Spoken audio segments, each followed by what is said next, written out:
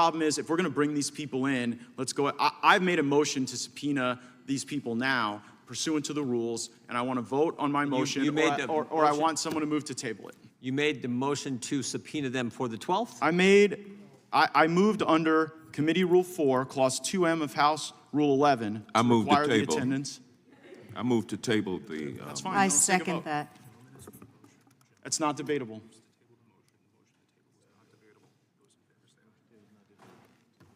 Gentleman's made a motion. The motion to table is not debatable. Those in favor of...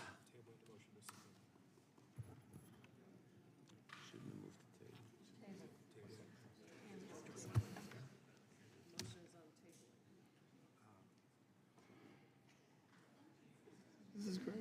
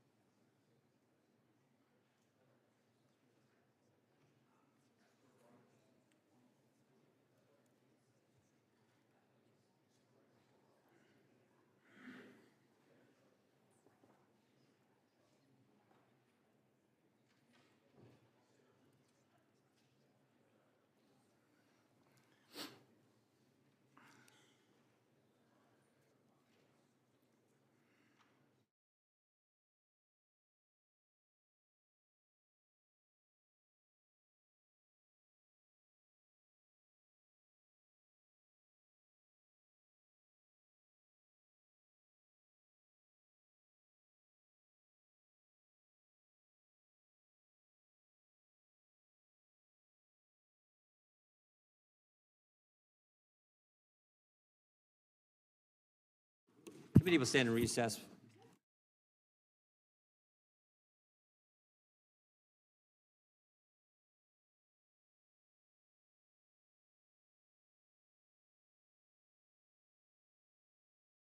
Minutes of time. You'll get your time, man. I have a letter here. No, my point is simple. The committee requested them to appear, Mr. Bragg and Mr. Colangelo. They've agreed to appear. They plan to appear on July 12th. I don't know what this debate is about. I yield back. Oh, and I'd like unanimous consent, Mr. Chairman. Yes, unanimous consent to introduce into the record a report from Fox News headlined. Without objection. Object pending consideration of my motion. Hang on, I want to deal with. Let me finish. I want to deal with Mr. Gaetz' motion. Then we'll take your unanimous consent. Mr. Bragg and Mr. Colangelo have agreed to come on the 12th. If they don't show up on the 12th, they will be subpoenaed. So I would ask the gentleman if he could withdraw the motion. They're coming. We worked hard over the weekend to make sure they're coming. And if they change their mind, they will get a subpoena from the committee requiring them, compelling them to be here. And then if they choose to go to court on that, I think we'll beat them in court like we did the first time when we got Mr. Pomerantz to come testify in front of the, come be deposed in front of the committee. Time then becomes determinative. The problem is, if we're going to bring these people in, let's go. I've made a motion to subpoena these people now, pursuant to the rules, and I want to vote on my motion, or I want someone to move to table it. You made the motion to subpoena them for the 12th? I moved under Committee Rule 4, Clause 2M of House Rule 11, to require the attendance. I move to table the... That's fine. I second that.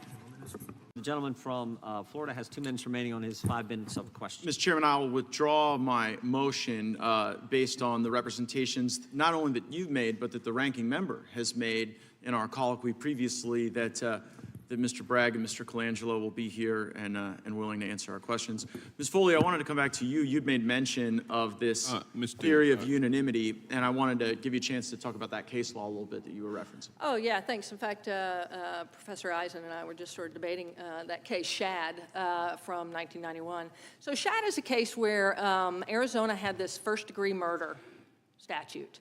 And in order to commit first-degree murder under that statute, you could either have premeditated murder or you could have felony murder. And the question was whether or not that the jury had to be unanimous in its conviction under first-degree murder, whether they had to make a specific finding that it was premeditated or they had to make a specific finding that it was felony murder. And that case is very split. There's like a 4-1-4 split amongst the 9 justices in Shad.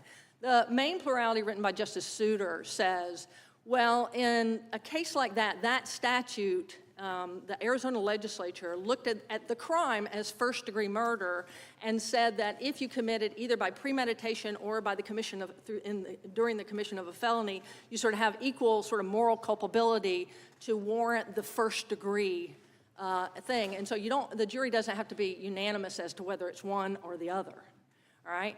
But along the way, at the end of that, they said, a point of caution, that if the means by which a crime could be committed are sort of too capacious, there might be due process problems.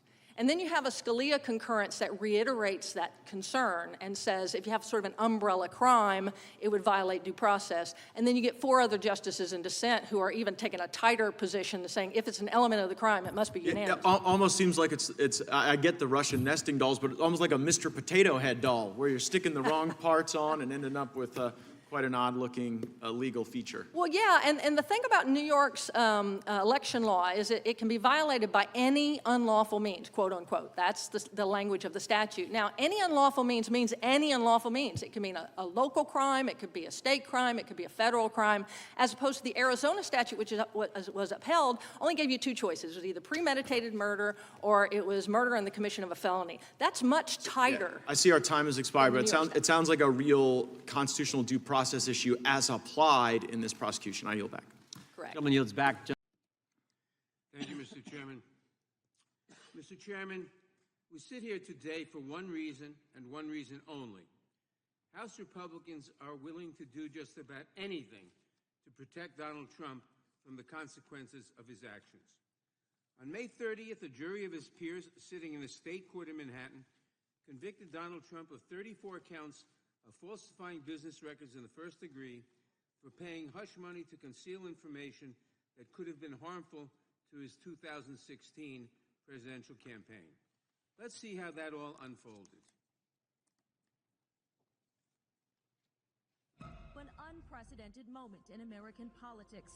Former President Trump indicted by a Manhattan grand jury. Breaking news. It appears for the first time in American history, an American president has been indicted on federal charges. The Justice Department unsealing the 49-page federal indictment against former President Trump for his handling of classified documents after leaving the White House. A federal grand jury here in Washington has voted to indict the former president for his efforts to overturn the results of the 2020 presidential election. Former President Trump has been indicted now for a 4th time. The nearly 100-page indictment was unsealed last night in Georgia. A whopping 91 felony counts in total. 91.